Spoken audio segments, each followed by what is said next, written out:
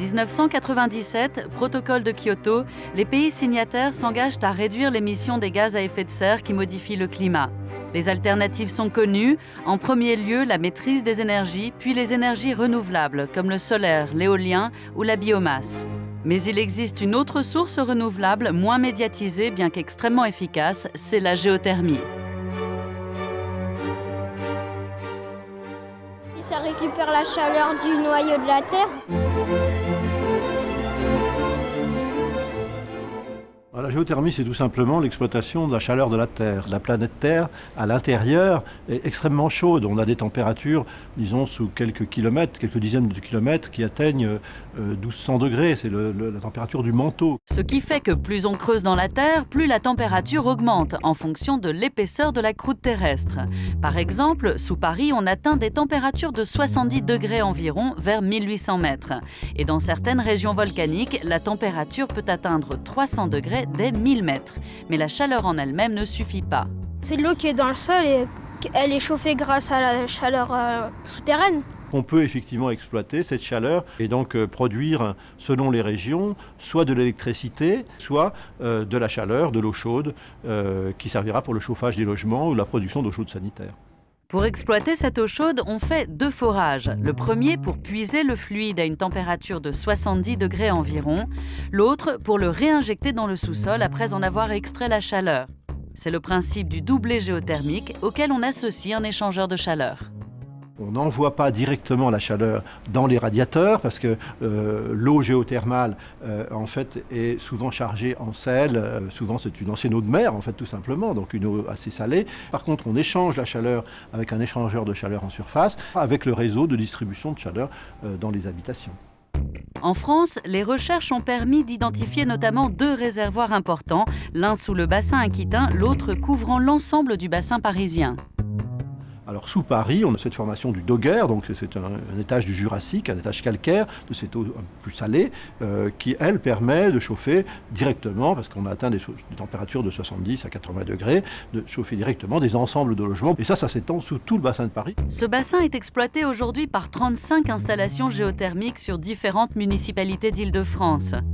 En tout, ces exploitations alimentent 150 000 équivalents logements, habitations, équipements sportifs et autres bâtiments publics. Une source d'énergie qui, contrairement aux énergies fossiles, n'a aucun impact sur l'effet de serre.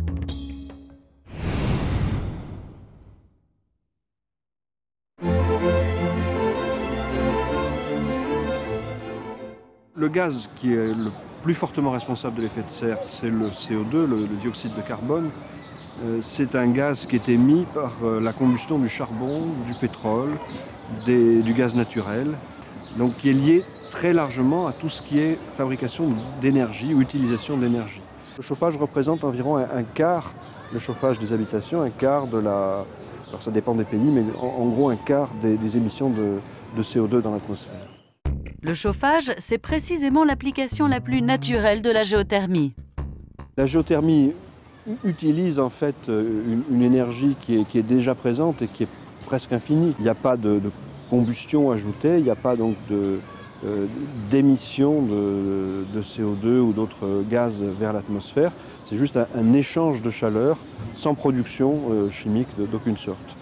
Donc c'est de ce point de vue une ressource parfaitement propre du point de vue écologique. Cet avantage environnemental est aujourd'hui très bien compris par les consommateurs. Il est certain que vous avez une eau chaude naturelle qui arrive, qui ne pollue pas. Je pense que n'importe quelle personne accepterait cette solution. La géothermie nous a apporté un chauffage moderne, pratique, non polluant. À titre indicatif, les installations géothermiques d'Île-de-France permettent d'éviter un rejet annuel de 340 000 tonnes de CO2, soit l'équivalent de la pollution émise par 125 000 voitures. C'est la première énergie renouvelable dans la région.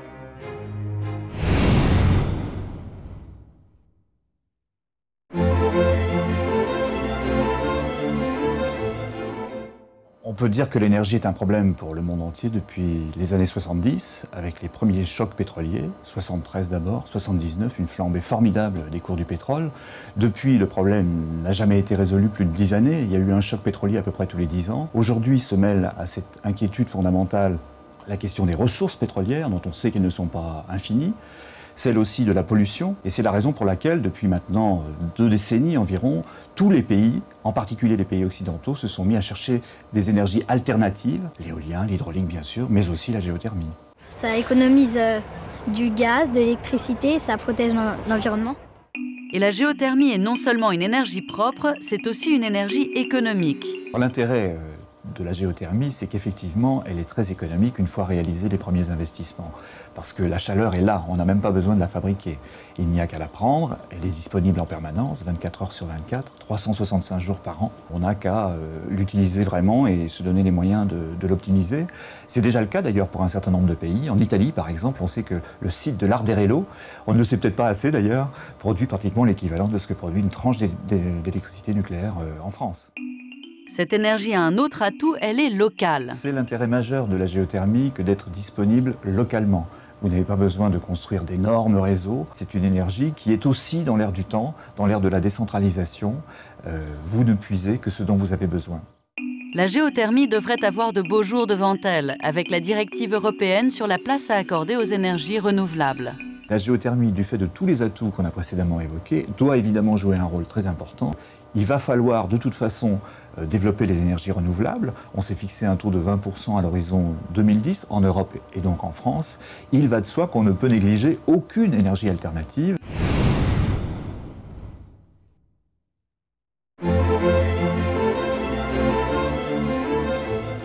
Du point de vue écologique, nous avons en fait des attentes de plus en plus fortes de la part à la fois de nos clients, d'agences de notation d'investisseurs éthiques et aussi de nos collaborateurs qui attendent que leur entreprise soit innovante sur ce sujet. Et d'un point de vue financier, la géothermie est une énergie extrêmement rentable. Exemple, à l'hôtel Ibis de Melun. Jusqu'à maintenant, on était chauffé avec des ballons d'eau chaude. Nous en avions 4 qui étaient chauffés aussi à l'électricité. Et donc la géothermie nous a permis un peu la suppression de ces ballons-là. On parle aussi de suppression de tous les services annexes qui étaient à côté, les contrats de maintenance qui étaient obligatoires, l'adoucisseur qui était nécessaire aussi pour maintenir une bonne qualité de l'eau.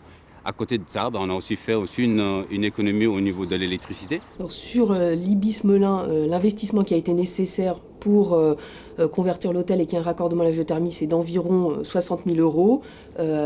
Là-dessus, on a eu une aide aussi de l'ADEME sur cet investissement. L'économie annuelle, elle est de 30 000 €. Comme tout recours à des énergies renouvelables, c'est en effet un argument commercial de plus en plus fort vis-à-vis de nos clients qui sont sensibles et nous le disent aux enjeux environnementaux. Donc l'intérêt pour nous, c'est aussi de communiquer cet engagement sur l'hôtel et au niveau plus généralement du groupe. Même s'il s'agit de la première énergie renouvelable en Île-de-France, la géothermie ne représente aujourd'hui que 0,44% des énergies produites en France.